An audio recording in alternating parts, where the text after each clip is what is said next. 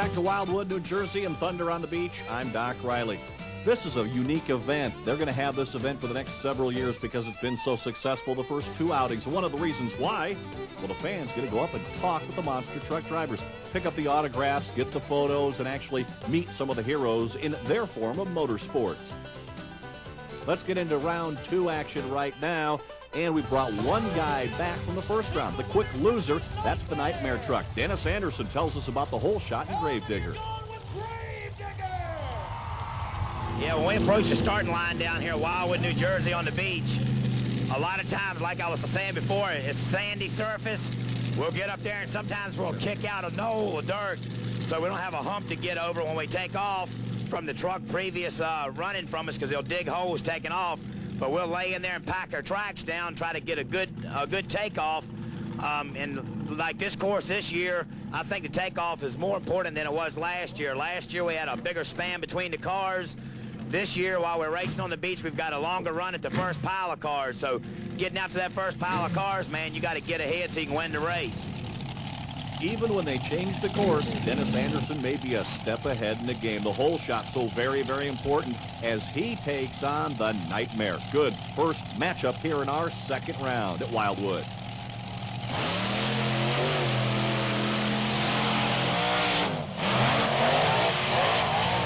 Dennis Anderson gets the lead, gets off the jump, and picks up another win. I tell you something, you got to be on top of your ball game when you're going up against Dennis Anderson.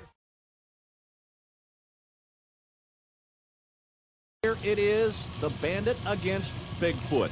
This should be a good one right here. Lonnie Childers has been a winner before throughout monster truck racing, and he's got a pretty good feel of this track, but don't count out the Bandit. The Blue Ribbon Bandit, Tony Farrell, an equally good driver. And again, the hole shot going to be very important. The Bandit in the near lane, Lonnie Childers over in the far lane. So we'll see what we can do here with these 10,000-pound monsters as they get set to launch.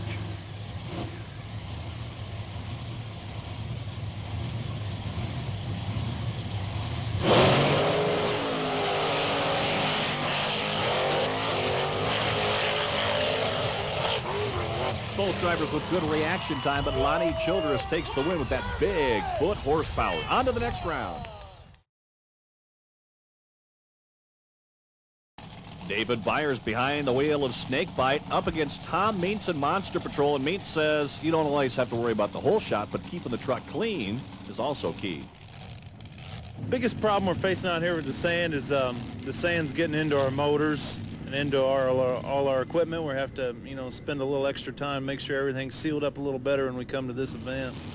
I think I'm going to attack the track a little harder in the first portion, when I get later in the rounds, I'm going to attack the track harder, and just look for the win. Little strategy there from Tom Meents and the Monster Patrol, and a tough run in Chevy up against the Snakebite Ford for our first Ford versus Chevrolet matchup here.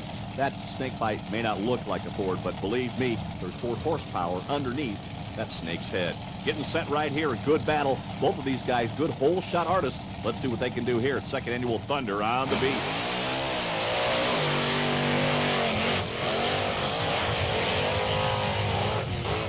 Both drivers with good hole shots, a whole lot of horsepower coming out of the Monster Patrol. Snakebite looked like a little problem at about half track. Let's take a look at it again. And you can see Meents really stands on the gas and attacks it hard. And after the first set of jumps, he's got to recover a little bit. It's a 1 truck length victory for Tom Meents, and he moves on to the next.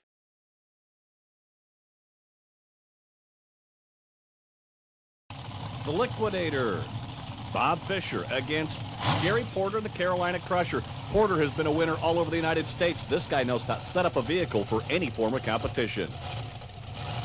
Well, on the sand track, you try to run, a little bit taller gear, on this long track so you won't spin so much coming off of the starting line, and yet have enough power left on the other end, to motor on past the other guy you're racing. I'll probably try to roll backwards and forwards, a good bit across the starting line to maybe, pack it down and give my tires a firm print, in the sand to take off on, so hopefully, we won't spin quite so bad. Everyone seems to agree that the hole shot very important, and how you groom that starting line, extremely important. Now, Gary Porter has got lots of experience. He's been in all kinds of situations, but this sand, new for him, but he seems to have a handle on it going in. The 10,000-pound trucks right now, very careful to stage. And with the 10,000 pounds, they're also kind of a construction vehicle to get that good footprint solidly put in the starting line. Of course, you've got the starting line, the first set of jumps, no man's land in between the two sets of cars, and then it's off to the finish end. Porter up against the Liquidator.